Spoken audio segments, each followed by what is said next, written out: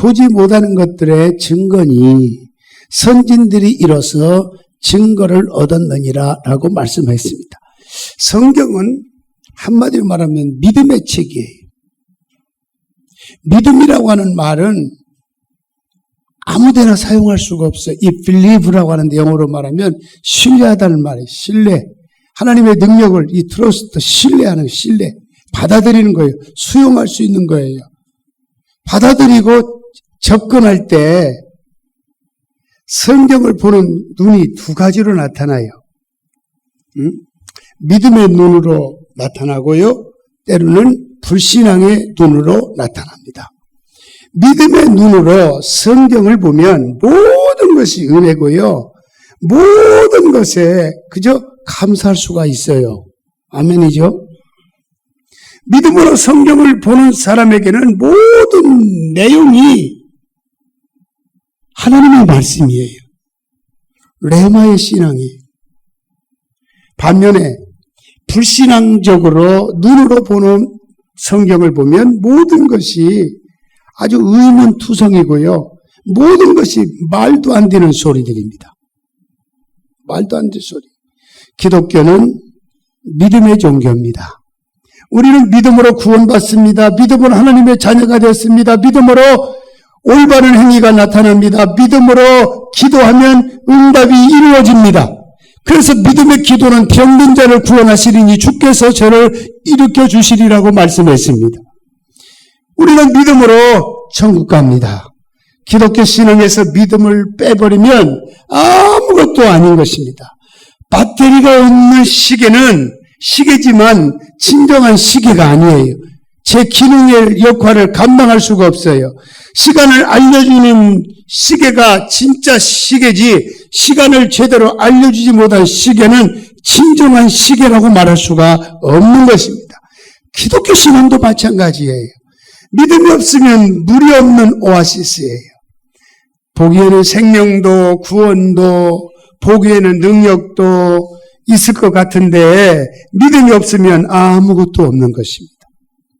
성경에 계시된 주님은 믿음의 주입니다. 그래서 시브리서 기자는 주님을 믿음의 주라게 믿음의 주라고 그랬어요. 믿음의 주. 믿음을 가져야 은혜를 받고 믿음을 가져야 응답받고 믿음을 가져야 무궁무진한 하나님의 역사를 내 것으로 쟁취할 수가 있는 것입니다. 믿음을 가지면 주님이 보입니다. 믿음을 가지면 예수님이 구세주가 된 것을 알게 됩니다. 그래서 특별히 시브리서 11장은 믿음장이다 그렇게 말해요. 따라합시다. 믿음장을 많이 읽으셔야 돼요. 위대한 구약 성경의 선진들이 많이 언급하고 있습니다. 시브리서 11장에 보면 믿음은 기대하는 것입니다. 아멘. 그래서 믿음은 바라는 것들의 실상이요 보지 못하는 것들의 증거니라 그랬어요. 믿음은 기대하는 것. 오늘 여러분 이 자리에 믿고 기대하고 사모하고 이전에 나온 줄로 믿습니다. 믿고 기대하고 사모하고 간구하는 자에게 기적이라고 하는 것을 오늘도 행하실 것입니다. 그래서 바란다고 하는 말은 엔피조라고 합니다. 헬라어의 엔피조라는 말은 기대하다, 바라다, 소망한다, 희망한다 그런 의미가 담겨져 있어요. 그러므로 기대하고 바라고 소망하는 것이 없다고 하면 그건 진정한 믿음이 아니에요. 기대가 없고 바라는 것이 없고 소망이 없는 사람은 믿음으로 사는 사람이 아니에요. 교회를 나오기는 나오지만 말씀은 듣지만 그 진정한 믿음으로 사는 게 아니에요. 여기 목사는 믿음으로 살기를 원합니다. 믿음으로 살기를 지금도 몸부림치고 있습니다. 왜? 기대하는 바가 크기 때문에 그래요. 아멘. 기대하는 바가 크기 때문에. 우리는 무엇을 기대하고 바라보고 소망해야 할까요? 아무거나 기대하고 바라보고 소망한다고 그게 진정 믿음입니까? 아니죠. 믿음은 대상이 중요해요. 대상이 잘못되면 광신자가 돼요. 우리가 기대하고 바라보고 소망해야 될 것이 뭘까? 첫째, 주님을 기대하는 거예요. 우리 주님 기대합시다. 기독교 신앙은 두 가지 측면으로 해서 주님을 기대해야 되는데, 첫째, 주님의 임재성을 기대해야 돼요. 아멘. 오늘 여러분 이 자리에 주님이 임재하십니다. 여기에 몰입하셔야 돼요. 예배에 집중하셔야 돼요. 신령과 진정으로 예배하는 자에게 하나님께서 은혜와 평강이 있을지어다 그랬어요. 예배는 누구 의식하지 마세요. 뒤돌아보지도 마세요. 우리 자리에 앉아서 진정으로 하나님의 레마의 신앙을 가지고 주님이 나에게 말씀하시고 있다라고 믿음으로 받아들이면 여기에는 엄청난 능력이 나타나고 은혜가 나타나고 여기에는 치유가 나타나고 묶였던 것이 풀려지는 역사가 나타납니다. 하나님이 임재하시면 놀라운 일이 생깁니다. 다메섹 도상에서 믿는 사람들을 핍박했던 사울에게 주님이 임재하니까요. 그가 거꾸러져서 변화돼 가지고 평생을 복음을 전하는 자로 삶이 바뀌었어요. 예수 믿는 사람을 핍박했던 그가 예수 복음을 전하는 자가 돼 가지고 다른 사람이 바울을 핍박하는 대상으로 바뀌게 됐어요. 두 눈이 뽑혀서 비참한 처지에 있던 삼손에게 주님이 임재하시니까 아주 괴력을 발휘해가지고 엄청난 숫자의 블레셋 사람을 그 자리에서 그냥 다 죽게 하는 역사가 일어났어요. 물론 본인도 죽겠다고 하나님 앞에 약속을 하고 접근한 얘기지만은요. 무능한 노인으로 죽음을 기다리던 모세에게 하나님이 임재하시니까 그가 힘을 얻어서 이스라엘 백성들을 애굽에서 구원해낼 수 있었어요. 여호와의 임재가 여러분 가운데 나타나기를 예수 이름으로 축복합니다. 여호와의 임재하십니다. 밤새워 그물을 던졌지만 한 마리도 잡지 못했던 고기 잡는 전문가인 베드로에게 주님이 임재하시니까 그물이 찢어질 정도로 고기가 가득가득 채워지는 역사가 일어났습니다. 여러분, 채워지지 않는 부분이 있으면 주님의 임재성을 확실히 느끼고 경험하고 그래서 채워지는 역사가 있기를 예수님의 이름으로 축원합니다. 신앙생활에는 반드시 주님의 임재가 있어야 됩니다. 임재가 있는 것과 임재가 없는 것 엄청난 차이 있습니다. 믿음을 가지고 예배드리는 것과 믿음을 가지지 아니하고 그저 앉아서 예배드리는 것 엄청난 차이 있습니다. 왜? 여호와의 신은 믿음을 가지고 예배드리는 자에게 임하기 때문에 그렇습니다.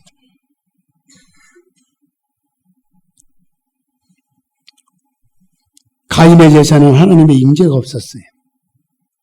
형식적인 예배는 주님의 임재할 수가 없어요. 아벨의 제사는 예배는 주님의 임재가 있었어요. 믿음의 예배였기 때문입니다. 중심으로 드렸던 예배이기 때문에 그렇습니다. 가멜산상에서 바울과 아세라 선지자들이 바치는 제물에는 임재가 없었어요. 엘리야가 드리는 그 제물에는 여호와의 임재가 나타나서서 하늘에서 불덩어리가 확 나타나 그 모든 제물과 도랑을 완전히 삼켜버리는 역사가 일어난 줄로 믿으시기를 바랍니다. 임재가 없으면 가짜입니다. 임재가 있어야 진짜입니다. 기독교의 신앙인들은 임재성을 경험해야 돼요. 예배도 임재가 있는 예배가 있고 없는 예배가 있듯이 임재가 나타나는 그런 예배가 여러분 모두에게 드려질 수 있기를 주님의 이름으로 축원합니다. 그러면 주님의 재림을 기대해야 돼요. 여러분, 주님 재림 기대하십니까? 언제 주님이 오실지는 아무도 모르지만 주님 오실 날이 임박한 건 사실입니다. 인류 역사는 주님의 재림을 향해서 달려가고 있습니다. 주님이 재림하시면 땅을 치고 통곡하는 게 누구냐? 마귀예요. 왜? 마귀가 끝장나는 날이거든요. 주님이 재림하시면 믿음의 사람들의 고난도 끝납니다. 마귀는 주님의 재림이 자신의 멸망이라는 걸 알기 때문에 모든 수단과 방법을 동원해서 주님의 재림을 방해합니다. 주님의 주시는 비전을 기대하는 거예요. 인생을 내가 원하는 대로 산다고 하면, 내가 기분대로 산다면, 내 감정대로 인생을 산다면, 내 고집대로 인생을 산다면 그건 인본주의의 신앙인 것입니다. 우리 그리스도인은 신본주의를 살아야 돼요. 신본주의를 산다는 것은 내가 원하는 삶이 아니라 주님께서 원하시는 삶을 살아갈 수 있도록 드려지는 거예요. 아멘. 주님이 원하시는 삶을 살기 위해서 우리가 받아야 할 것이 있는데, 주님의 비전을 받고 그 비전을 기대하고 그 비전을 위해서 헌신하는 삶이 위대한 삶입니다. 오늘 여러분 위대한 그 비전에 헌신하는 저와 여러분들이 다 되시기를 예수 이름으로 축원합니다. 그래 우리는 천국을 기대하는 것입니다. 우리의 소망이 천국입니다. 천국을 기대하시. 인생은 잠깐입니다. 잠시 왔다 가는 나그네와 같은 게 인생이고, 풀과 꽃과 같아서 시들어지고 없어질 것이 인생이고, 잠시 있다가 사라지는 안개와 같은 게 인생으로 성경은 표현했는데 그 말이 맞아요. 우리 함께 합시다. 따라서 하세요. 우리의 소망은 하늘에 있다. 맞죠? 하늘에 있습니다. 10절에 보니까 아브라함에 대해서 뭐라고 말씀합니까? 이는 그가 하나님이 계획하시고 지으실 터가 있는 성을 바랐음이라 그랬어요. 10절에. 아브라함은 하나님의 성을 바라보고 살았던 사람입니다. 13절, 14절에 보면 뭐라고 또 말씀했냐? 이 사람들은 다 믿음을 따라 죽었으며 약속을 받지 못하였을 때 그것들을 멀리서 보고 환영하며 또 땅에서는 애국인과 나그네임을 증명하였으니 그들이 이같이 말하는 것은 자기들이 본향 찾는 자임을 나타냄이라 그랬어요. 믿음의 사람들은 이 땅에서는 애국인과 나그네로 살았습니다. 땅의 것에 영원하지 않았습니다. 영원한 본향을 찾는 자들이었기 때문에 그렇습니다. 천국의 소망을 가지고 살았습니다. 그래서 16절 하반절에 보면 그들이 이제는 더 나은 본향을 사모하느니 곧 하늘에 있는 것이니라 라고 말씀하고 있어요. 그들이 사모했던 것은 이 세상에서 잘 먹고 잘 살고 향락을 취하는 것이 아니었습니다. 하늘에 있는 더 나은 본향을 사모했던 것입니다. 그런데 우리 그리스도인들은 물론 우리의 소망은 남북 통일입니다. 평화 통일입니다. 그보다 더 중요한 것은 바로 뭐냐? 천국이에요. 천국을 기대하면서 살아간다면 어떤 역경도 어떤 아픔도 어떤 핍박도 이길 수가 있습니다. 아멘. 견뎌낼 수가 있어요. 제대로 믿음 생활하지 아니하면 문제가 생겨요. 문제가 생겨요. 가정이 파괴될 수 있어요. 진정한 믿음으로 살면 하나님이 붙들어 주셔요. 책임져 주셔요. 아브라함과 야곱과 이삭의 가정이 그랬잖아요. 믿습니까? 따라서 합시다. 믿음이 질을 결정한다. 이거 믿으셔야 돼요. 인생의 질을 결정하는 것이 무엇이라고 생각합니까? 교육일까요? 돈일까요? 돈이 아니에요. 교육! 물론 필요할 때는 배우기도 해야죠. 배움이 전부가 아니에요. 전부가 아니에요. 믿음이 우선순위를 둬야 돼요.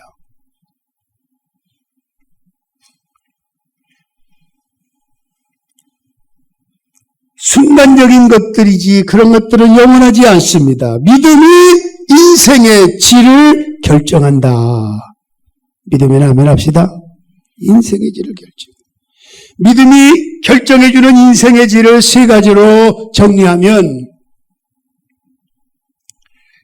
현세의 질을 결정해. 첫째, 현세의 질을. 믿음은 죽음 후의 세계만 결정하는 게 아니라 이 땅에서 어떻게 살아가느냐의 현세의 질을 결정해 주는 것이 믿음이에요. 그래서 가인과 아벨이 하나님께 제사를 드렸는데 하나님은 가인의 제사는 받지 아니하시고 믿음의 질을 높여갔던 아벨의 제사는 하나님이 연락했더라. 응답해 주었어요. 왜일까요? 하나님이 그들의 예배의 질을 판단하실 적에 보셨던 것이 바로 믿음이었기 때문입니다. 4절에 보니까 믿음으로 아벨은 가인보다 더 나은 제사를 하나님께 드림으로 그랬어요. 하나님께 드림으로. 믿음으로 드리십시오. 아멘. 믿음으로 드리세요. 믿음이 그들이 드린 제사의 질을 결정했던 겁니다. 물질의 양이 아니고 최선을 다하는 그 믿음의 질이 결정했다. 최선을 다하는 자에게 하나님께서 함께 하시는 것입니다.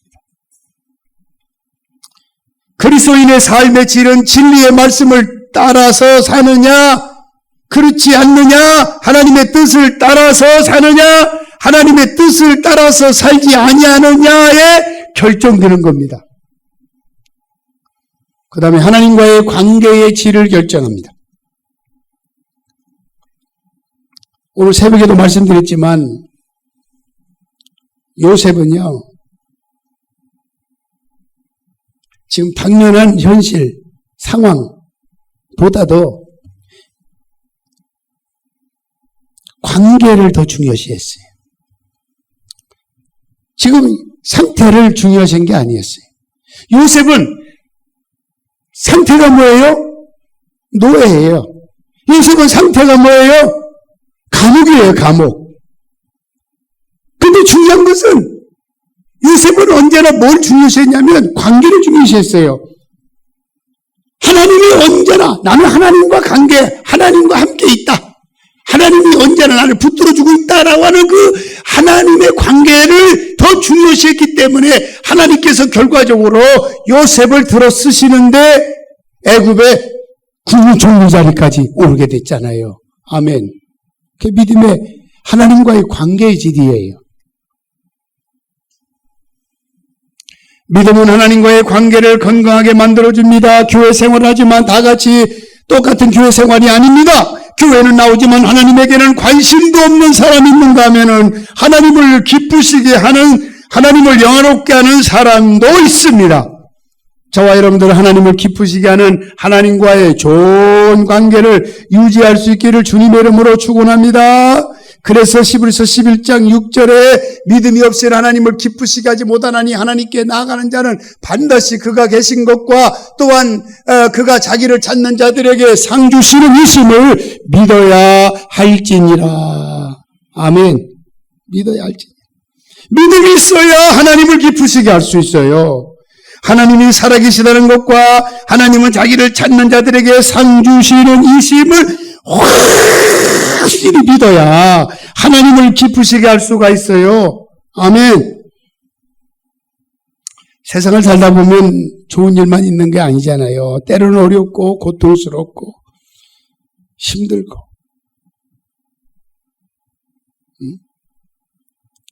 왜 나만 겪는 고난이냐고 슬퍼하지 마세요. 고난의 뒤편에 있는 주님이 주실 은혜, 주님이 주실 능력, 주님이 주실 축복을 미리 바라보면서 감사하세요.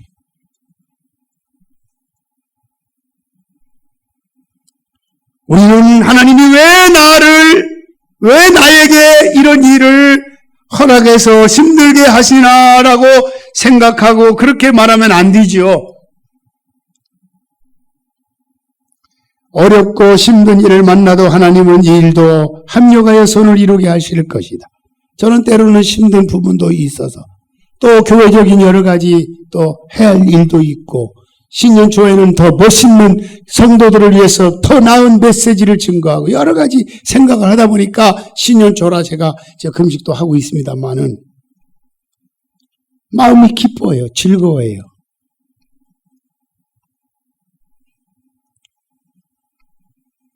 믿음이 하나님과의 관계의 질을 높여주시는 놀라운 줄로 믿으시기를 바랍니다. 바로 요셉이 복받았던 것은 관계성이었어요. 하나님이 나와 함께 하신다는 관계. 임마누엘 신앙을 가질 수 있었습니다. 믿음의 역사는 순종할 때입니다. 다른 거 다 몰라도 순종 안 하면 그건 믿음의 역사가 나타날 수가 없어요. 믿음의 역사라고 할 때 역사는 에르고온이라고 말합니다. 헬라어에 보면 에르고온이라는 말인데 행위를 말해요. 그러므로 믿음의 역사를 말하면 믿음의 결과라고 말할 수 있겠죠. 그런데 믿음의 역사는 결과는 어떤 때 일어나느냐? 순종할 때 일어난다는 거예요. 7절에 보면 노아의 순종을 말하고 있죠. 노아는 세상이 홍수로 멸망할 거에 대해서 경고했어요. 다 그냥 물로 심판할 거다고 그랬어요. 그리고 방주를 예비하라고 하는 하나님의 음성이 노아에게 들려줬어요. 누가 믿겠어요? 점점 날씨가 흐려지고 이상 기후가 막 조짐이 보이고 그런다면 믿을 수 있겠지만 왜 그 말을 건넨 이후에 점점 더 화창한 날씨고 더 좋아지니까 도무지 납득이 안 가는 거예요. 그 인간적인 생각이죠. 근데 노아는 믿었어요. 아멘. 믿었어요. 순종했어요. 방주를 준비했어요. 그래서 노아의 가족은 몽땅 구원받았잖아요. 노아는 믿음의 역사를 경험한 사람인 줄로 믿습니다. 8절에 보면은요, 아브라함의 순종을 말하는데 아브라함은 하나님의 부르심을 받았고 부르심에 순종해서 그는 원치 않고 고통스럽고 괴롭지만 아프지만 과감하게 정든 고향을 떠났고요. 17절에서도 아브라함의 순종을 말하는데 하나님은 아브라함에게 뭐라고 했냐? 백세에 얻은 이삭을 제물로 칼을 찔러서 죽여가지고 각을 떠서 제물로 바치라고 하는 말씀 앞에 모리아산에 그냥 데리고 가서 칼을 뽑고 죽이려고 하는 순종까지 행했다고 하는 사실을 여러분 기억하시지요?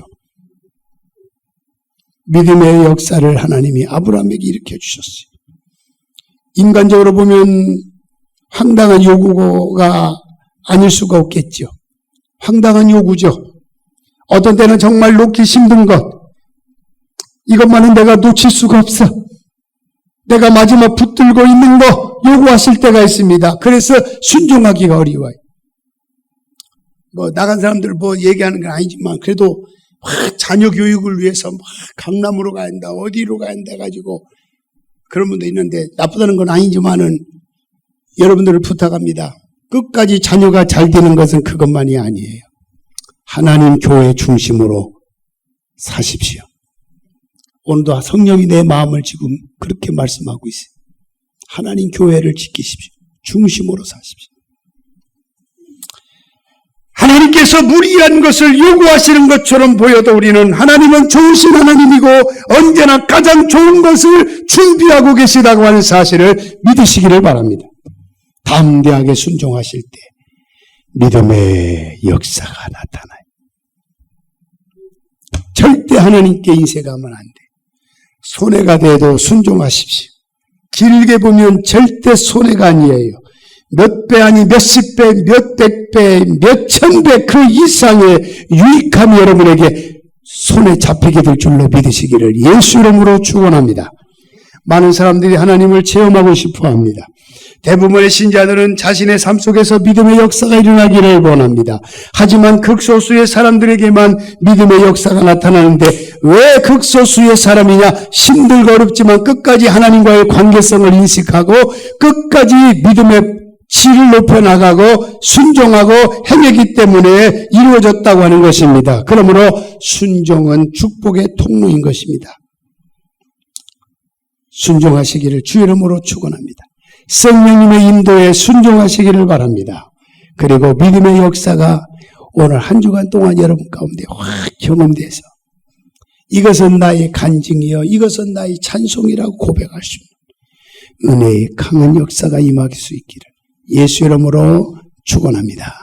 기도하겠습니다.